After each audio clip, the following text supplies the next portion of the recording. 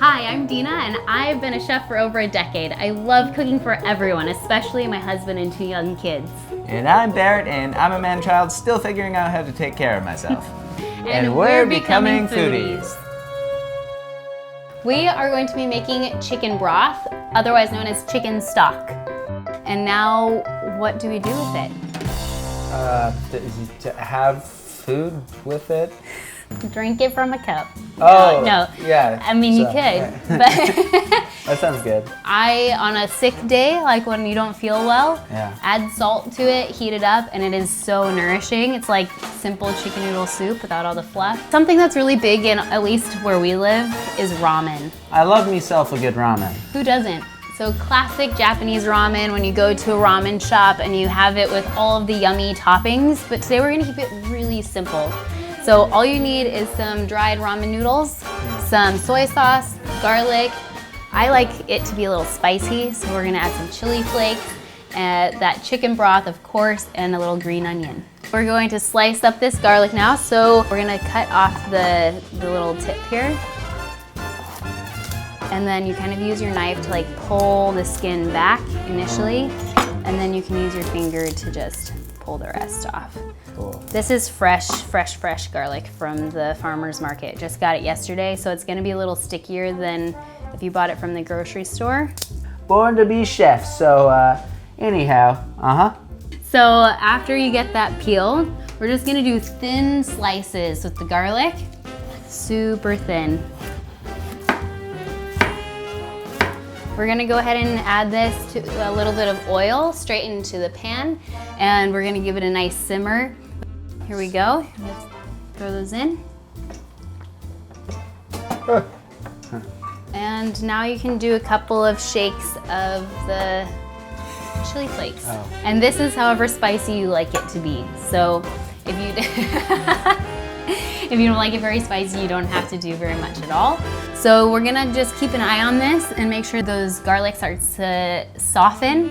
And we're going to start cooking our ramen cakes. So these are super quick. We've already got some water simmering over here. Actually, it's at a full rolling boil, it looks like. So we're gonna add the dried ramen cake noodles in. We're going to set a timer for 1 minute for this particular noodle, and then we're gonna separate it with a couple forks and then cook it for 3 more minutes. Okay. Yep. Both of them in? Yep, go ahead, and I'll set a timer right away. There you go, perfect. So we've just maybe got 1 more minute to go on the garlic till it's nice and soft.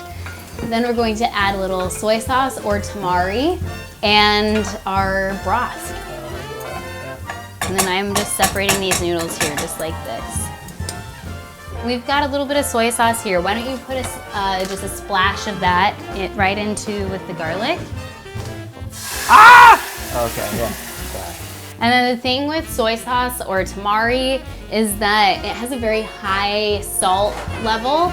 And so it's really good to keep in mind whenever you're using soy sauce that you're not gonna wanna add extra salt. This broth that we're using has no salt in it at all, which is great because then when you're cooking with it, you're gonna be able to manipulate the flavors of whatever you're cooking because this is a very neutral baseline. Cool. Okay, so we're gonna add probably about 2 cups or so for the both of us. This isn't gonna be super brothy. So now that we've added all the ingredients that we're going to add to our ramen, to the broth base, we're just gonna bring it up to a light simmer so that when those ramen noodles are already cooked all the way, we're gonna be able to eat pretty much immediately. So while we're waiting, why don't you go ahead and start slicing up these green onions? Oh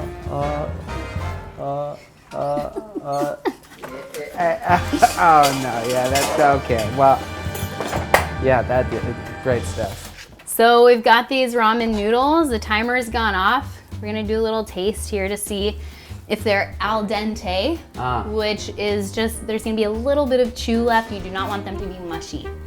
Okay. Right out of the hot pot, so just careful there. Al dente, for sure. We're just gonna strain these, but because they're made with rice, we're actually going to rinse cold water over it right away, because otherwise it'll just gel up into a big ball. Oh, interesting. So do a little bit of this. Yep. Okay, we're just gonna let those hang out in the sink a bit. And we're gonna taste our ramen broth. Oh yeah, okay, yeah, nice. It's very simple, but Yeah. you can see how it's ramen-y, Yeah. ramen-esque. What you can also always do is if you have extra chicken broth on hand, just add more. If you've added too much soy sauce, if you've added too much chili flake, too much garlic, that's because it's such a neutral base, it helps to kind of make it more mild. We've got the soup, the noodles in the bowl. Go ahead and pour the broth right over the top.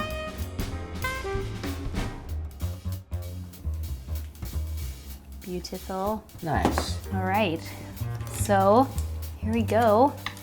So we have the ramen noodles with that softened garlic that got nice and brown, a little bit of chili flake, soy sauce or tamari, and then of course our chicken broth and little green onion.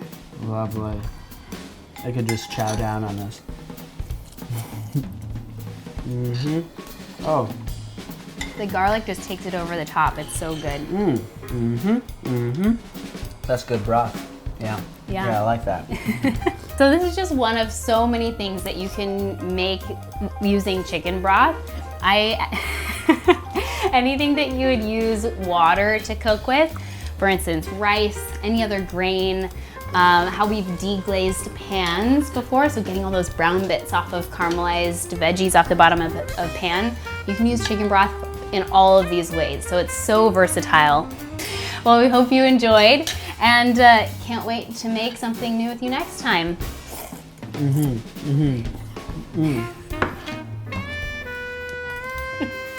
Thank you guys so much for watching. And thank you for becoming foodies. If you'd like to see more, just click right here to subscribe, and don't forget to like the video.